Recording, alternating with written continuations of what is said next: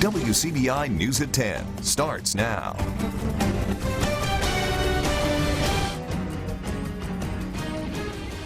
Our teacher residents are experiencing a severe dry spell. Thanks for joining us tonight. One of the town's main water lines, it broke, causing a shutdown of the water system, and homes and businesses are losing or don't have water. City Clerk Teresa Sanders says that workers will start making repairs first thing in the morning.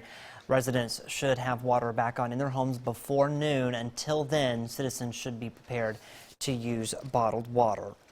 One Mississippi woman says that she was threatened with fines and jail time for offering an online weight loss program. Now she's suing the state. Donna Harris wants to help folks lose weight. She has a bachelor's degree in nutrition and is a certified personal trainer, but she isn't a registered dietitian. As Courtney Ann Jackson explains, that's what's feeding the problem. Donna Harris was shut down when she recently tried to kick off an 8-week weight loss program. 70 people had signed up on her website. We're eager to learn how to lose weight in a healthy way. But the Mississippi State Department of Health told her to stop what she was doing immediately or she would face a fine or jail time. They say she can't offer advice outside of government-approved guidelines like the food pyramid without having a license. She says those who plan to participate were shocked. We know you're not a licensed dietitian. We know that you didn't claim to be, and so we think it should be our right to, if we still want to pay you, it should be our right to decide who we want to pay for weight loss information. She says she would need 1,200 hours of training to become a registered dietitian, and it would involve work that wasn't relevant to helping already healthy individuals without medical needs. The Mississippi Justice Institute says it's more than disappointing. They say it's state censorship of her free speech. As Americans and as Mississippians, we have a right to engage in speech about what healthy adults should buy at the grocery store, whether we're paid for that speech or not. Period. So they filed a federal lawsuit challenging that. Donna's situation is emblematic of a much larger problem in Mississippi. We should be encouraging people like Donna to follow their dreams, to start businesses, to create jobs, and to teach people how to eat healthier.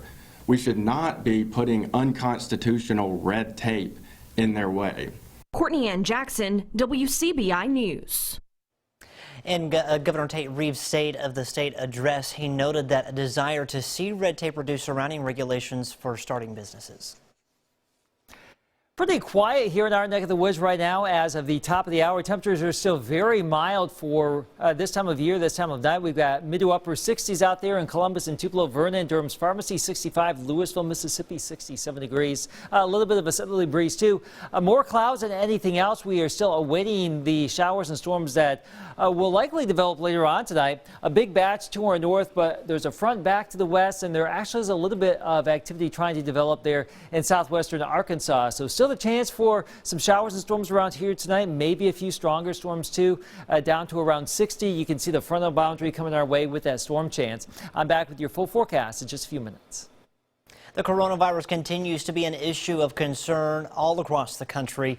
Here in the U.S., 6 people have died from the illness, but the coronavirus is also impacting people in other ways. Mississippi State University is taking precautions with its study abroad programs as students get set to travel to countries where it's been detected. Our Quentin Smith speaks with university leaders about the concerns and their plans. Quentin, what are they saying? Well, Scott, MSU has 2 people who are currently in countries where cases of the coronavirus have been reported. Now, thankfully, they have not come in contact with the virus. But this summer, more students are scheduled to study abroad in some of the countries that have been hard hit. That has MSU closely monitoring the illness to determine whether future study abroad programs will be impacted. From China to Washington to Mississippi State University, the coronavirus has people everywhere concerned. We're trying to balance a healthy respect for this virus and what it could turn into, and not getting into overreaction and panic. MSU Chief Communications Officer Sid Salter says the university has a faculty member in South Korea and a student in Italy through study abroad programs. Those countries are reporting rises in coronavirus infections. Though the two individuals have not been diagnosed with the illness, Salter says they're encouraging them to follow protocol from the Centers for Disease Control when heading back to the U.S. We are strongly suggesting that those that are returning from international travel in the affected areas self-isolate for 14 days, which has been the CDC and other health experts' recommendation. This summer, more students are scheduled to take their studies to affected countries, including Italy, France, Japan, and South Korea. Salter says they're closely studying the potential impacts the coronavirus could have on their travels to those areas. We're looking at obviously academic impacts, but because you're balancing safety between plans that students and their faculty members have made, and how this would impact them in the long term if these study abroad opportunities are something that they need to complete their education. So far, the coronavirus has not caused the university to cancel or reschedule any travel or classes in the programs. We think a lot of students and their families are concerned that programs would be canceled in panic rather than in a fact-based situation. We're not going to do that. We're going to balance any decision we make about study abroad with what the State Department says, what the CDC says, what the Mississippi State Department of Health says, and we'll make those decisions after due diligence. Now, for those who are concerned about the coronavirus and want more information on it, MSU has put helpful information about the illness on its website. Just visit www.msday.edu.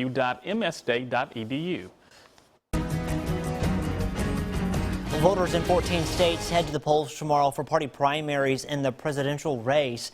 For Democrats, the stakes are high. Nearly 1/3 of the delegates needed to nail down the nomination are in play, and the race is tightening. The battle for South Carolina claimed 3 casualties, leaving the rest of the field scrambling for votes and endorsements.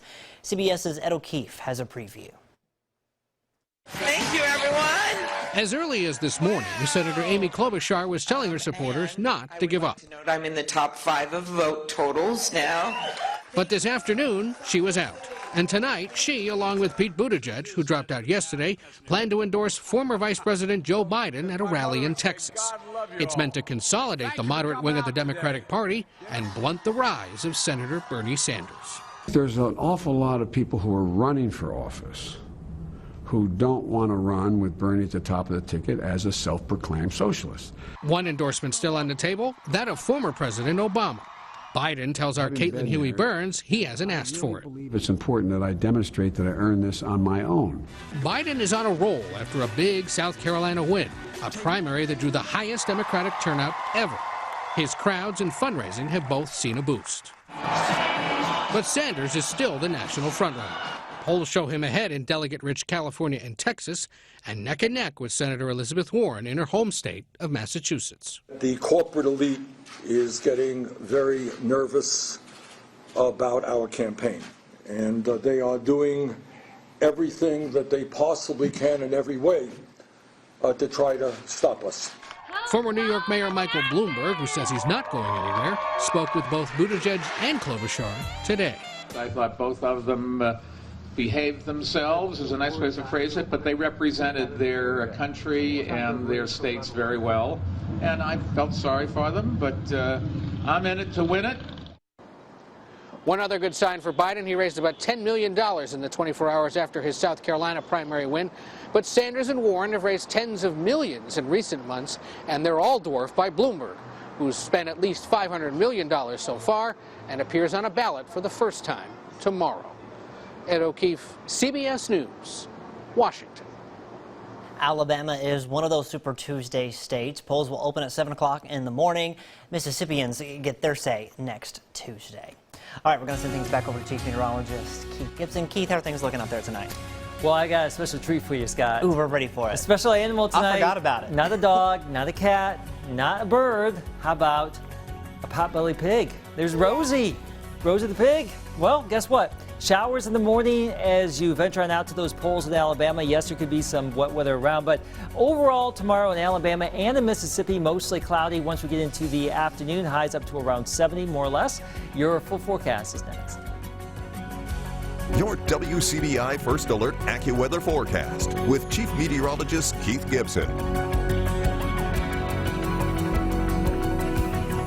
Spring-like weather out there today for early March. We got into the low 70s, fast-moving clouds. Our time lapse from downtown Columbus today. You can see that.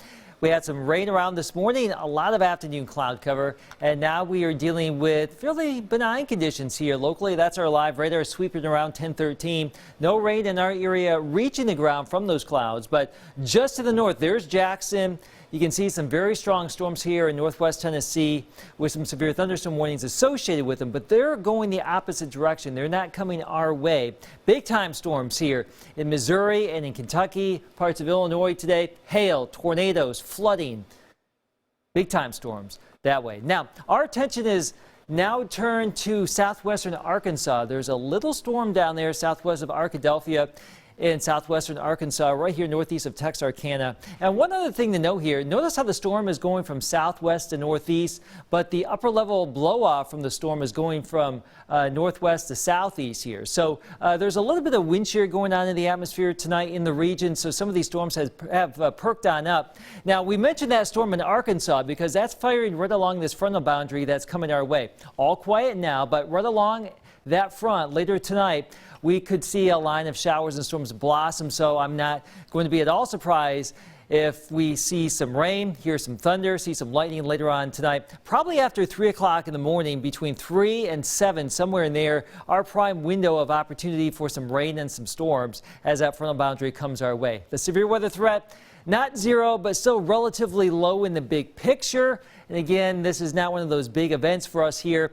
There have been some big storms to our north. Of course, we'll watch it here during the course of the night, but I really think sometime after 3 o'clock in the morning, our chance for storms around here. Areas of rain tomorrow morning, 62 at 7 o'clock. By noon, 69, mostly cloudy, highs up to around 70 tomorrow. Here's our city-by-city forecast. You can see we're looking at 60s to the northwest, some lower 70s to the southeast. And don't forget, it is Election Day in Alabama tomorrow. Now, we will have some more rain develop around the region Wednesday and Thursday. Total rainfall, Scott, between tonight and Thursday, anywhere from a ½ inch to maybe over 2 inches of rain. So still a bit gloomy here, still a bit wet, not as wet as what we had, but notice that weekend. Look at that sunshine, around 60 Friday and Saturday, mid-60s, partly cloudy to mostly sunny on Sunday. We just got to get to Friday, and then, maybe leave work early if we can on Friday and enjoy that sunshine. I think I have a 12-hour day on Friday, so all right, well, you may get to leave, but somebody will be forecasting. I'll keep my fingers crossed. Okay. All right, thanks so much, Keith. Well, let's win or go home time in high school hoops.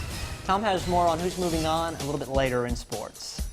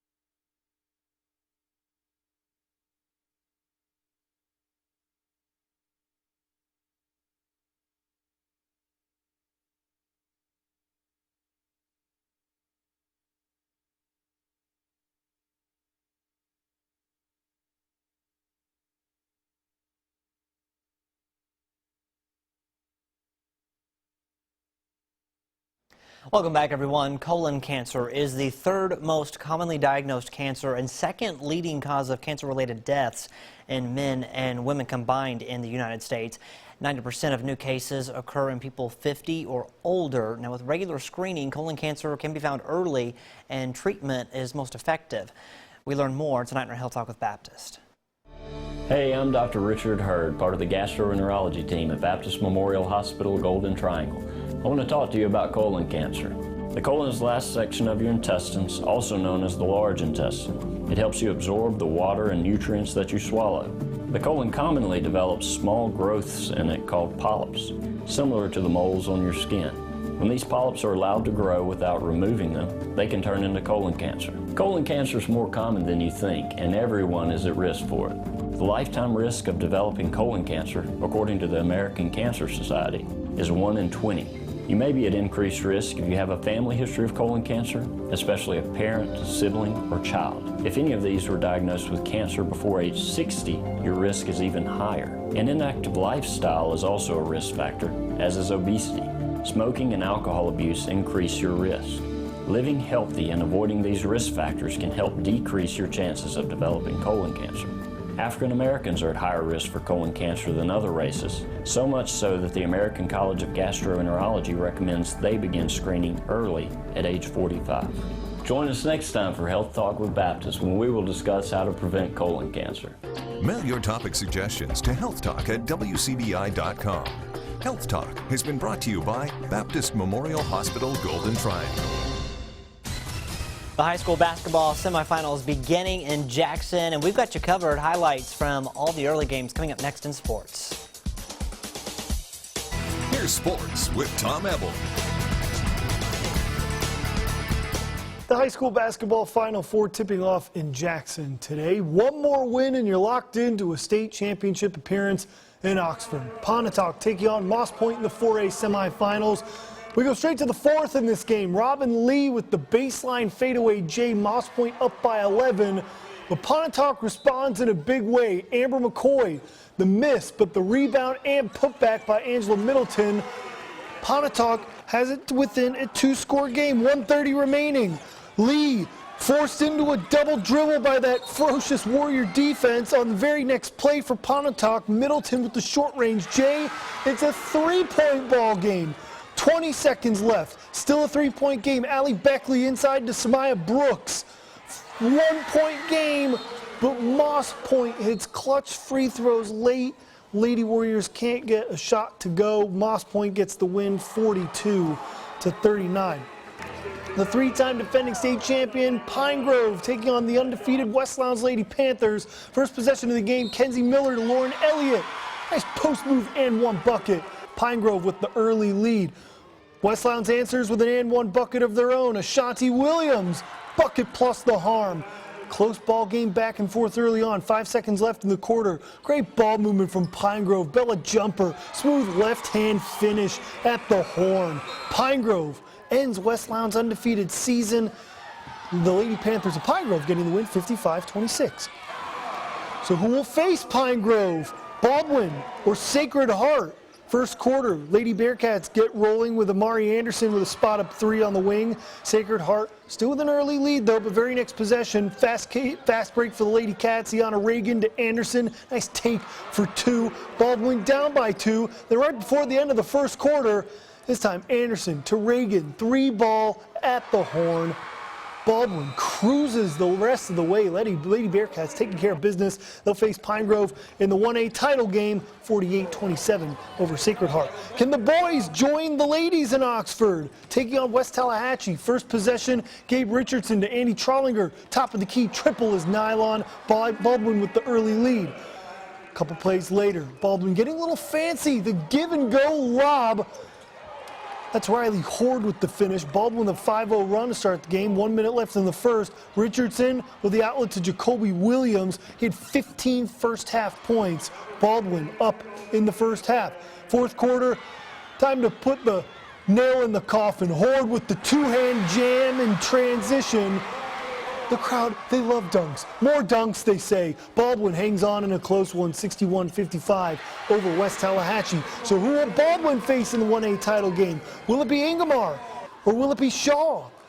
Falcons trying to get back into the title game. That's Jamarian Walker with the tray ball. Hawks up start the game on a 7-0 run. Halfway through the first, Hunter Bynum with the steal. Clear the runway for Air Naheem Jones. Two-hand jam. Ingomar had a nightmare first half. Down by 10. They had more than 30 turnovers. But Ingomar battles their way back. Look at this finish at the and one bucket for Zach Shugars. The and one would give Ingomar a 6-point lead. 3 minutes left. Shugars pushing the break. Clayton Stanford with the layup. Ingomar rallies in the second half. They're going back to a state championship game. They defeat Shaw 64-56. Ripley taking on Raymond, the boys and girls, both of them facing off in the semifinals. But we'll start with ladies first. Summer Kirkman inside to Sierra Jackson. Bucket plus the harm. Ripley with an 8-point lead. 30 seconds left. Amelia Hatch, the lob inside to Jackson, gets the bucket to go. A 9-point lead for Ripley. And then in the second half, Lady Tigers taking care of business. Hatch down the lane, foul, and one. Ripley advances to the state championship game with the 49-33 win. And on the boys' side, Ripley Raymond running it back. First quarter, Jesus Roidas pulls out the Kyrie Irving layup package, ties the ball game early on. Jesus would have a heck of a game in this one. 3 minutes left in the quarter. Roidas, jab step, one dribble, pull up. Raymond with the lead after one, and then the defending champions, Marlon Kidd, driving kick to Jordan Marshall. Corner three is good. The defending champs take down Ripley 63-46. The Mississippi Sports Hall of Fame naming its finalists for the top men's and women's college basketball players in the state. The Gillum Trophy honoring the top women's basketball player, Mississippi State duo Jessica Carter and Rakia Jackson, as well as former East Webster Lady Wolverine and Delta State's Quantisha Patterson named a finalist. And then on the men's side, Reggie Perry, Brian Tyree, and Ladarius Woods of Tougaloo College. Those are your finalists for those two awards, Scott. So big day for basketball. Continues tomorrow. All right, yeah, exciting. A bunch of exciting stuff going on. Thanks, Tom. Well, let's look at the forecast when we come back. Back to you. Gotcha. Don't do that, Keith. All right. We have some, just had to do that. We have some rain in the region now. If we're going to get storms later tonight, it's going to be coming out of Arkansas, and there could be another little batch that gets going down by Jackson sometime 3 or 4 o'clock in the morning. So for the next couple hours here, no big problems here. And most of tomorrow probably will be on the drier side after the morning rain, but Wednesday, Thursday, wet, cool, before the sunshine for the weekend. Hey, we're living for the weekend. We do that every week. Right, I was going to say the Friday and Saturday looks nice. Anybody that has Saturday and Sundays off always says that on Monday, right? Living for the weekend? Yep. Yeah, definitely. We will definitely take it. All right. Thanks, Keith. Thanks for watching, everyone. We'll see you tomorrow.